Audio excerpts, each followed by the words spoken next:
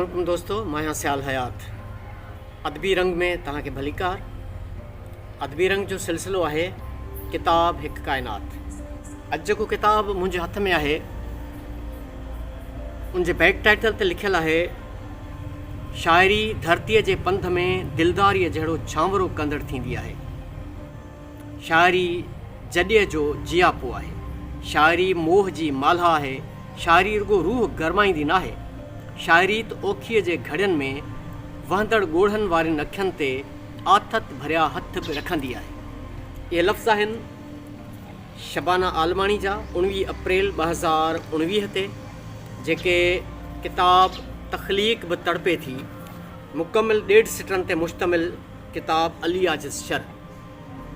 हिन किताब ते बैक टाइटल ते कुझु लफ़्ज़ तव्हांखे मूं ॿुधाया। 160 सुफ़नि ते आधारियल ये किताब सिंध जे तमामु सुहिणे ऐं नौजवान शाइर फैज़गंज सां तालुक़ु रखंदड़ शाइर अली आजिज़ शर जी शाइरी जो आहे ऐं मुकमिल 1.5 सिटरनि ते आधारियल आहे। किताब सिंधिया पब्लिकेशन शिकारपुर तरफ़ां छापियो वियो आहे। किताब जी शुरूआत अर्पना सां आहे। अर्पना जे लफ़्ज़नि में अली आजिज़ शर लिखे थो, पंहिंजे पहिरें अणपूरे इश्क जे नाले जंहिं शाइरीअ जहिड़े अनमोल तोहफ़े ऐं सिखण जे जज़्बे सां नवाज़ियो। उनखां पोइ इदारे पारां लफ़्ज़ आहिनि ज़ाहिद बबुर जा। उतां कुझु चूंड लफ़्ज़ तव्हां सां शेयर कंदासीं। अली आजिज़ कंहिं तारीफ़ जो मुहताज न आहे। हू तमामु सादी तबियत रखंदड़, हर वक़्तु मुर्कूं पखेड़ींदड़ ऐं अखियुनि में शाइरीअ में सिंधियत सां गॾु आलमी इंसानियत जो दर्द रखंदड़ ऐं हर वक़्तु जुस्तजू ऐं हिकु ख़ुशहाल सिंध जा ख्वाब रखंदड़ बाकमाल शख़्सियत आहे।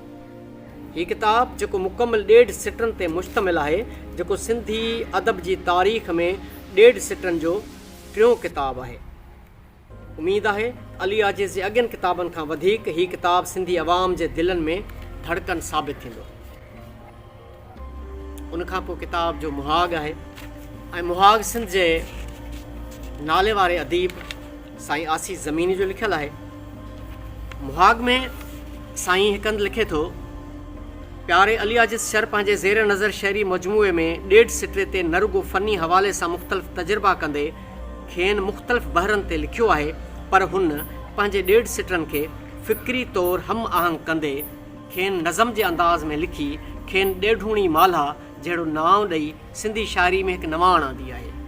हिकु ॿी अनोखी ॻाल्हि जंहिं संस 1.5 सिटरनि खे ॿियनि खां मुनफ़त सुञाणप बख़्शी आहे, सा इहा त हिन 1.5 सिटरे अंदरि ॿिटे काफ़े ऐं रदीफ़ जो सुंदर मेलाप समायो आहे। मिसलन पातार पियो आहे, मन हीअ मिठा मुंहिंजो लाचार थियो आहे। भिट शाह हलूं गॾिजी, ख़ैरात वठूं आजिज़ ऐं पोइ वञूं अॾिजी। मुहाग खां पोइ कुझु दोस्तनि जा तासुरात आहिनि ऐं उन्हनि जा नाला ऐं उन्हनि जे तासुरात जो उनवान मां पढ़ां थो।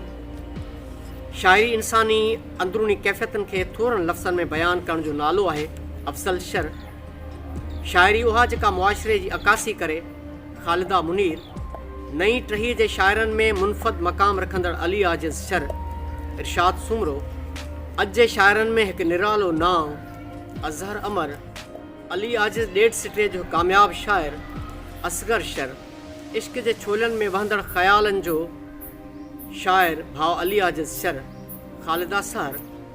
ऐं उनखां पोइ पंहिंजे पारां अली आजिज़ शर। उनखां पोइ 1.5 सिटरा आहिनि ऐं 1.5 सिटरनि खां अॻिते ॾेढूणियूं माल्हाऊं आहिनि। पंहिंजे पारां में अली आजिज़ शर लिखियो आहे त 24 खनि सालनि खां मुंहिंजी ऐं किताबनि जी दोस्ती अञा ताईं जीअं जो तीअं जारी सारी आहे, जंहिंजे घटिजण जो त सवाल ई पैदा नथो थी सघे, पर ॾींहों ॾींहुं इहा दोस्ती वञे थी घाटी थींदी। इन्हनि किताबनि मूंखे घणो कुझु सेखारियो आहे। मुंहिंजा उस्ताद बि आहिनि त मुंहिंजा दोस्त बि आहिनि। शाइरी सां मुंहिंजो इश्क बि मूं जेतिरे उमिरि जो आहे। शाइरी में कुझु नओं करण जी जुस्तजू अथमि। मुंहिंजो पहिरियों शाइरी जो मजमूओ अखि निमाणी कजल सुॾका हिक ई वज़न बहर ते आधारियल मुकमिल गज़लनि जो मजमूओ हिन ई साल छपियो हो, जंहिंखे दोस्तनि भरपूर मोट ॾिनी। मां पढ़ंदड़ साथियुनि जो शुक्रगुज़ार आहियां। ऐं मुंहिंजो ही ॿियो शाइरी जो मजमूओ तख़लीक़ बि तड़पे थी मुकमिल ॾेढ सिटनि ऐं ॾेढुणियुनि माल्हाउनि ते मुश्तमिल आहे। ॾेढ सिटे खे नवाण ॾियण जी कोशिशि कई अथमि ऐं कुझु ॾेढुणियूं माल्हाऊं पहिरियों भेरो मुतारिफ़ करायूं अथमि। मुंहिंजा ॾेढ सिटरा ऐं ॾेढुणियूं माल्हाऊं सिंधी अदब में केतिरी जॻह वालारींदियूं, इहो फ़ैसिलो वक़्तु ऐं तव्हां पढ़ंदड़नि ते छॾियल आहे। अली आज़िज़ जे पंहिंजे पारां खां पोइ ॾेढ सिटा स्टार्ट थियनि था। पहिरियों ॾेढ सिटो आहे थी वार वया चांदी तो लाइ पिरी अॼु बि दिलि आहे रही मांदी। ॿियो ॾेढ सिटो आहे पूॾांद वयो जोटे मन लाभ लुणा आजिज़ थो माओ मिटी खोटे। उगाट झले ऊचो धरतीअ संदो आजिज़ वियो नाव करे ऊचो। अहिड़े तरीक़े सां तमामु घणा ॾेढ सिट आहिनि, छो जो तव्हां सम्झी सघो था त ॾेढ सिट ते मुश्तमिल आहे त उन्हनि ॾेढ सिट जे सनफ़ सां सॼो किताबु लिखणु ऐं मुंहिंजे ख़्याल में हिकिड़े पेज ते बि 1 2 3 4 5 6 7 वधि खां वधि अची सघनि था। त हेॾे सारे किताब में तमामु घणा ॾेढ सिट आहिनि। ॾेढुणियूं मालाऊं जेके स्टार्ट थियूं आहिनि, पहिरीं ॾेढुणी माला आहे तख़लीक़ बि तड़पे थी ही हाल ॾिसी मारुनि तहज़ीब बि सुॾके थी। ही हाल ॾिसी मारुनि रत नेण रुना आहिनि के पाण पिया ॻारनि। रत नेण रुना आहिनि आज़ाद वतन ख़ातिर के कूंद कुठा आहिनि। आज़ाद वतन ख़ातिर गॾियार थियो हाणे पंहिंजे त बचन ख़ातिर।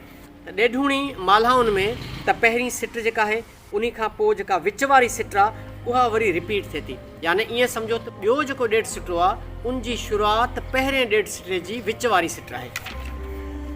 मुंहिंजी दुआ आहे त अली आज़िज़ जो हीउ किताबु दोस्तनि खे तमामु घणो पसंदि ईंदो। मुंहिंजी दुआ आहे त हू अदब जे मैदान में पंहिंजो उहो नालो पैदा करे जंहिंजी हुनखे ॻोल्हा आहे। अलाह हाफ़िज़। अहिड़ियूं अदबी वीडियोज़ ॾिसण जे लाइ ॾिसंदा रहो असांजो हीउ चैनल अदबी रंग।